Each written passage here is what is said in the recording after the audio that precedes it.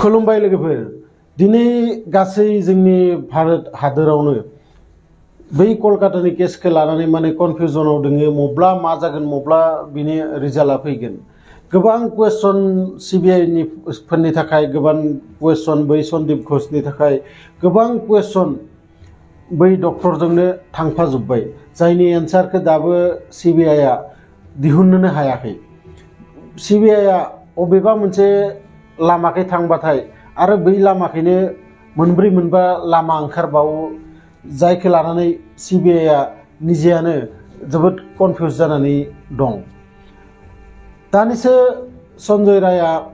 निजेनि खुगाजों बुंदो जे दायनिगिरिया आं नङा आं आसलते बै हस्पिटालाव अक्सिजेन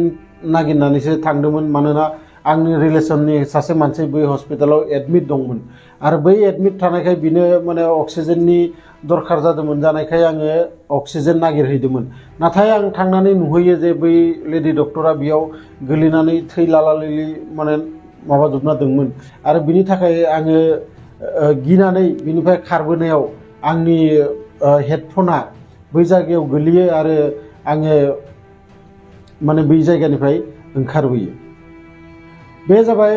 सन्जय राय बुंनाय बाथ्रा नाथाय सीबीआई आ बिथांखौ बुंबाय जे नों जुदि बिदि फैदोबाथाय बै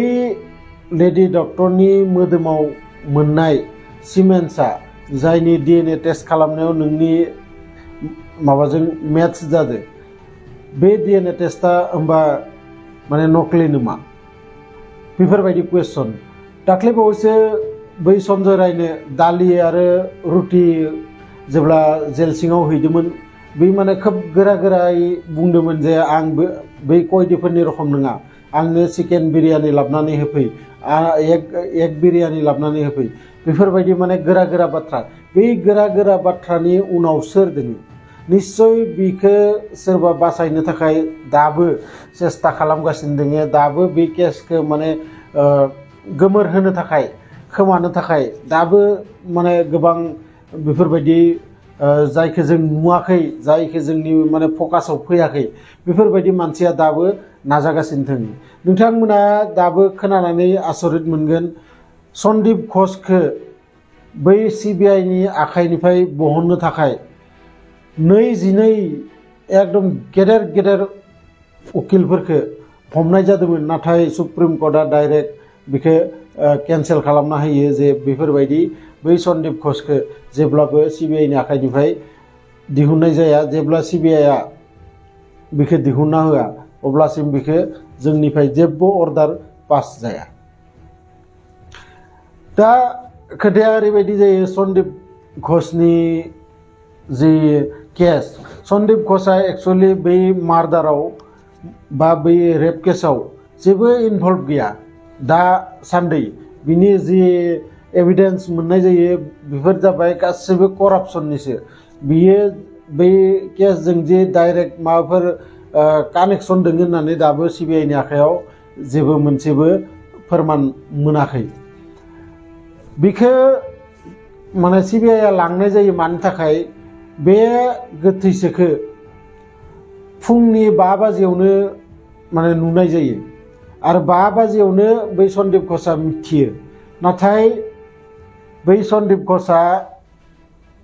बै नखराव बै हिनजावसानि नखराव इमान गोबावै मानो माने खोन्थाहरो खबरखौ हरो जे नोंसानि फिसाजोआ सुइसाइड खालामदो होननानै बिनि उनाव आरोबाव पस्टमर्टम खालामो जायखौ माने कुनु पुलिस एफआईआर गैया जेबो गैया पस्टमर्टम खालामनानै फुंनिफ्राय हरनि 11:30 बाजियावसो बै माने गोथैसोखौ रेप एन्ड मार्डार होननानै पुलिस केसाव एफआईआर होनाय जायो।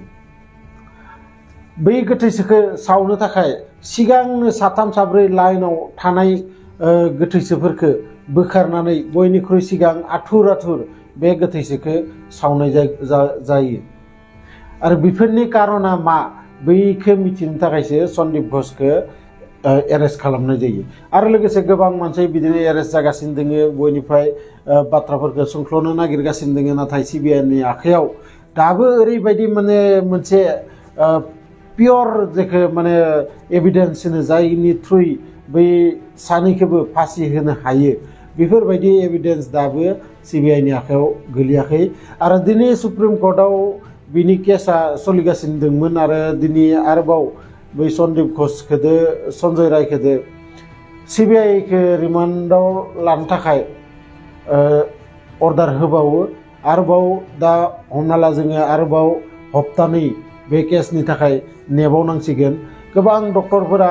हस्पिटालाव थाङाखै गोबां डक्टरफोरा बै प्रटेस्टआवनो दाबो दंगासिनो दं कलकातायाव सानफ्रोमबो सान हर बे केसनि थाखाय प्रटेस्ट जागासिनो दङ गोख्रैनो फासि होनांगौ गोख्रैनो साजा होनांगौ होननानै आरो बिनि फलाव दिनै कलकातायाव 23 जन सुबुंफोरा जिउ गोमानो गोनां जायो मानोना डक्टरनि अभाबाव खारन बेयाव गोबां हस्पिटालाव डक्टरफोरा खामानि मावनो थाङाखै गोबां माने हस्पिटालाव डक्टरानो गैया बेफोरबायदि सिकित्सा खालामनो थाखाय आरो बिनि थाखाय सुप्रिम कर्टनि जि जाज बिथाङाबो माने रिक्वेस्ट खालामदों नोंथांमोननि खामानिफोरखौ मावै जोङो बे केसखौ सल्भ खालामथारगोन साननैसो गोबाव जानो हागौ नाथाय नोंथांमोना बे केसनि माने रिजाल्टखौ मोनथारगोन दा मा खालामनो मानसिनि जि रागा बेखौ आरो सोर माने थान्दा खालामनो बिसोरो गोबां बेफोरबायदि गोबां बोसोरनिफ्रायनो बेफोर करापसन बेफोरबायदि मार्डार केसखौ बै हस्पिटालाव माने नुबोगासिनो दङ होननानै बिथांमोना खोन्थायो आरो बिथांमोना मिथिगौ जे मा सलायबाय दङ बे आरजिकर हस्पिटालाव गतिके जायखिजाया भिडिअखौ मोजां मोनदोंबाथाय लाइक शेयार कमेन्ट खालाम आरो लोगोसे जायफोरा गोदानै आंनि चेनेलाव फैदो चेनेलखौ साबस्क्राइब खालामना लाबानो जाबाय मानोना आं बेफोरबायदि भिडिअ नोंथांमोननि थाखाय लाबोगासिनो थायो लोगो मोनगोन नेक्स्ट भिडिअ बिदिनो मोनसे इन्टारेस्टिं भिडिअ लानानै गोजोन्थों।